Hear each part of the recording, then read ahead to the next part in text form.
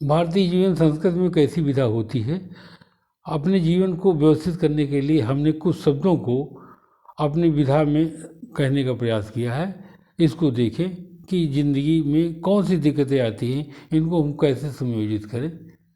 जैसे आपके पास आ रहे हैं, जाति पात ऊंच नीच को वो नहीं जानते, शिक्षा व्यवसाय खेती और नौकरी को समझते, रंग रूप उसके स्वस्थता हेतु समझकर लड़की लड़के भाव को खूब विचार लेते, धन दौलत उत्कृष्टता की विधा को समझ शादी आवश्यकता हेतु इसे पंडित से विचरवाते, ग्रह नक्षत्र दोनों के गणितीय संयोजित बाद शादी विधा के बाद उनके पूर्वज से स्वयं करते।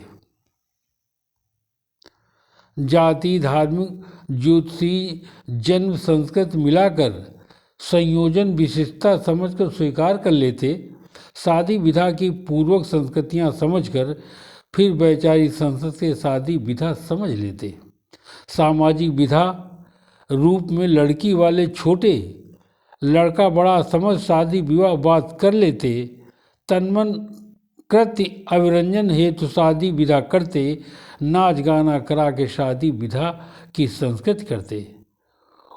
उम्र जागरूकता लड़के लड़की में समान जैसे होती, उनके तन्मन की सुषुप्त आग व्यापक जैसे दिखती। भारतीय संस्कृत में सभी इसको सुहाग कहते, पौराणिक संस्कृत में ऐसी विधा चली आ रही। जब सुहाग अवचेतन भाव स्थित पहुंच जाता, अद्विशिष्ट विधा में उसी विधा में रहना चाहता, माता पिता भाई बहन सभी होते अपने खून के परिवार रिश्ते नाते अपनी विधा संस्कृत को देते। भारतीय संस्कृत जिस प्रकार बनी पौराणिक लड़की लड़के की संस्कृत उसमें अद्भुत होती, रिश्ते नाते की जैसे होती उनकी अपनी संस्कृति विध विधा व्यवस्था में सभी संस्कृत को दे देते।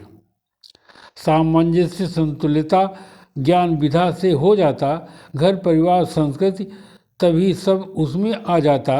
सौम्य धैर्यता सहनशीलता जिसकी होती प्रचंड, संतुलित होकर विशिष्ट बनकर जीवन चलाता। पति पत्नी की होती है भारतीय मौलिक संस्कृति, योग भोग विशिष्ट कृत्य कर उस विधा को करते, वैचारिक संस्कारिक मौलिक संस्करण विधा हेतु संस्कृत विशेषता में सहयोग दोनों कर लेते।